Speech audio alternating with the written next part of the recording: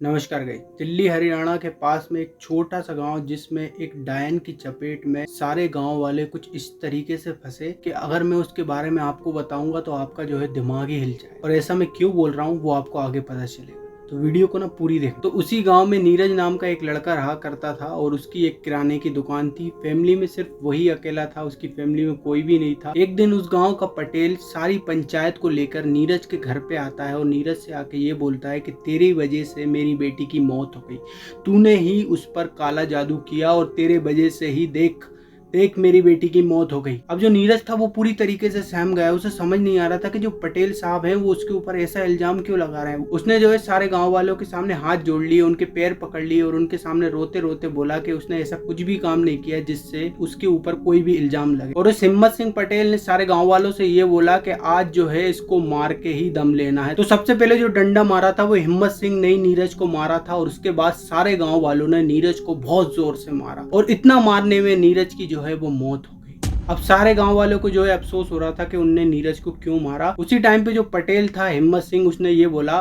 कि पुलिस का केस कुछ भी नहीं होगा, एक काम करते हैं नीरज की जो है लाश उठा के और अपने जो पीछे बाड़ा है, बाड़ा मतलब एक तरीके से जमीन ही होती है, मतलब उसमें कुछ भी खेती बाड़ी नहीं होती और उधर पे ज्यादा कोई जाता भी नहीं है। तो पटेल, हिम्मत सिंह ने और जो 4-5 लोग थे उन सब ने मिलकर नीरज को जो है गाड़ दिया। और उसके 2-3 दिन बाद सारे गाँव वालों के घर के सामने एक गर्दन पड़ी मिलती थी और वो गर्दन उसी गांव के एक सदस्य की होती थी। और ये काम जो था वो रोज का हो गया था कि एक गर्दन जो है हर घर के सामने पड़ी मिलेगी और उसी सदस्य की मिलेगी। तो सारे गांव वाले ये सोचने में लगे थे कि एक आदमी की गर्दन जो है वो सारे गांव वालों के घर के सामने कैसे पड़ी हो सकती है। तो उस गांव में जो है दिन पर दिन मौतें जो थी वो बढ़ती जा रही थी। तो गांव वालों ने पंचायत बिठाई और उस पंचायत में ये डिसाइड हुआ कि हमें एक बाबा के पास जाना चाहिए और उनसे इसका सोल्यूशन पूछना चाहिए कि हमसे ऐसी क्या गलती हो गई कि ये सब चीजें हमारे साथ हो रही हैं। तो सारे गांव के जो आदमी हैं वो बाबा के पास जाते हैं और उनको सब कुछ सच सच बताते हैं कि उनके घर के सामने एक गर्दन पड़ी रहती है रोज सुबह सुबह। तो जो वो बाबा रहते हैं वो सारे गांव वालों को देखकर एक बात बोलते हैं और वो बात सुनकर सारे गांव वालों के होश उड़ जाते हैं।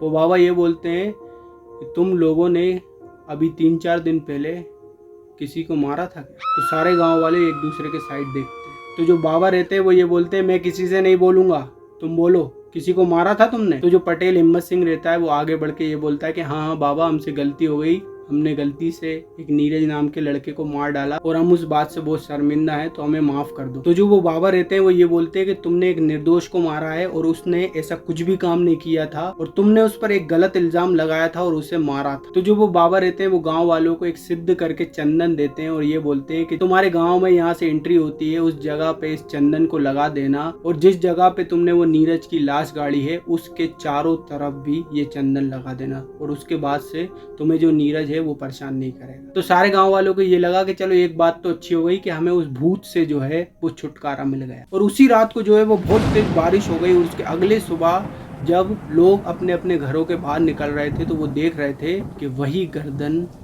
पड़ी है जो कि हमेशा पड़ी मिलती है, मतलब गांव के अलग सदस्य की। गांव के लोग जो है वो फिर से हैरान हो गए कि मतलब उनके साथ ये क्या हो गया। गांव वाले जो है वो समझ गए थे कि कल रात को जो बारिश हुई उससे वो सारा चंदन जो उन्होंने लगाया था वो सारा चंदन मिट गया।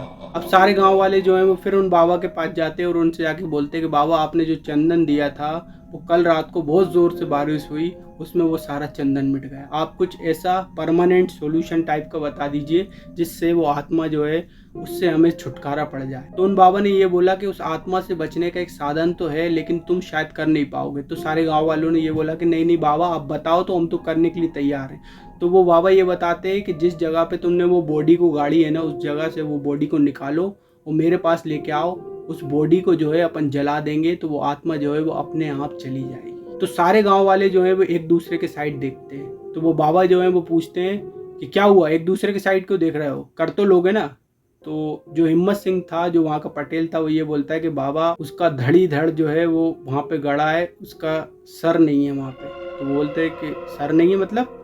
तो वो जो पटेल था हिम्मत सिंह वो ये बोलता है कि बाबा, गुस्से गुस्से में मेरे हाथ में कुल्हाड़ी आ गई और मैंने जो है उसका सिर धड़ से अलग कर दिया था और इसी वजह से हमने उसको जो है गाड़ दिया था ताकि पुलिस को पता नहीं चले। तो वो बाबा जो है वो इतने गुस्से में आ जाते हैं, वो बोलते हैं कि दुष्ट, तूने एक निर्दोष को मारा है। अब जो सारे गांव वाले हैं वो वापस अपने गांव आ जाते हैं। तो वो गांव वाले जो थे वो डबल से फिर उन बाबा के पास गए, उनके पैरों में गिर गए, उनके सामने रोने लगे। तो जो वो बाबा थे वो ये बोलते हैं कि अब इसका एक ही सॉल्यूशन हो सकता है कि सबसे पहले जाके जिस जगह पे तुमने वो गर्दन को फेंका है उस जगह से वो गर्दन को ढूंढ के लाओ, तो ही मैं उसका सॉल्यूशन बता सकता हूँ। तो जो पटेल हिम्मत सिंह था वो ये बोलता है कि हाँ बाबा, मैं उस गर्दन को ढूंढ लूंगा, मैंने अपने गाँव के तालाब में ही उस गर्दन को जो है फेंक दिया था, शायद वहीं पे होगी। तो सुबह सुबह सारे गाँव वाले जो हैं वो जाते हैं उस नदी में, कूदते हैं। वो नदी ज़्यादा गहरी नहीं होती और ढूंढते हैं उस नदी में, वो गर्दन नहीं मिलती। थोड़ी देर बाद सारे गांव वाले जो है धीरे धीरे उस नदी में से बाहर निकलते। जो हिम्मत सिंह था वो पीछे पीछे आ रहा होता है। तो जो हिम्मत सिंह है उसे ऐसा एहसास होता है कि उसका पैर जो है वो किसी ने खा लिया। उसे लगा कि शायद मछली ने खा लिया होगा।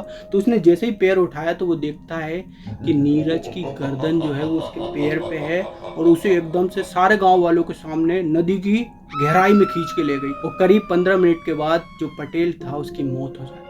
तो वो गांव वाले सारे फिर उन बाबा के पास जाते हैं। तो वो बाबा ये बोलते हैं कि एक काम करते हैं, चलो वो गर्दन को छोड़ते हैं, अपन जो है वो शरीर को वापस निकालते हैं खोद के। तो जब वो शरीर को निकालने के लिए जाते हैं और उसको खोदते हैं शरीर को नीरज के, तो वो वहाँ पे देखते हैं कि नीरज का तो शरीर ही नहीं वहाँ। तो उसी जगह पे जो बाबा थे वो मंत्रों से, अपनी सिद्धियों से ये पता लगाते हैं कि वो लाश जो है वो कहाँ पे है। तो उन्हें ये पता चलता है कि नीरज की जो लाश है, जब नीरज मर गया था तो जो हिम्मत सिंह की पत्नी थी उसने उसकी लाश निकाल ली थी और उस पे जो है जादू टोना करना चालू कर दिया था। और आज भी वही नीरज के ऊपर जो है जादू टोना कर रही है और उसी कारण से ये सारा गांव जो है वो शापित होता जा रहा है। तो जो वो बाबा रहते हैं और सारे गांव वाले जो रहते हैं वो हिम्मत सिंह के घर पे जाते हैं हिम्मत सिंह की माँ से बात करने के लिए। तो हिम्मत सिंह की माँ जो है वो ये बताती है कि जो हिम्मत सिंह की बीवी थी वो एक्चुअली चुड़ैल थी।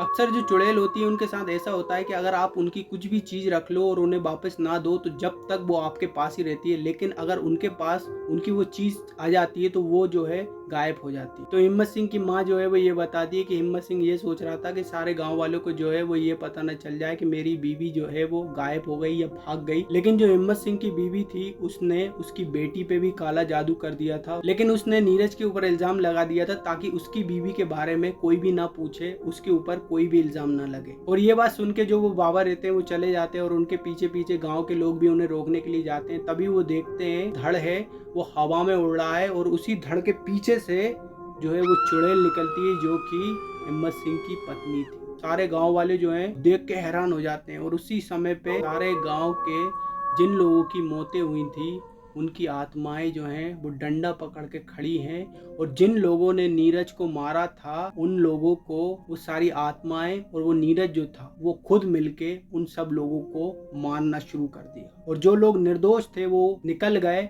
उनको कोई भी दिक्कत नहीं हुई। और उस दिन के बाद से वो जो गांव था वो इस तरीके से शापित हुआ कि वहाँ पे कोई परिंदा भी जाने को तैयार नहीं था। तो अगर वीडियो अच्छी लगी हो तो लाइक, शेयर और सब्सक्राइब कर देना। Thank you guys.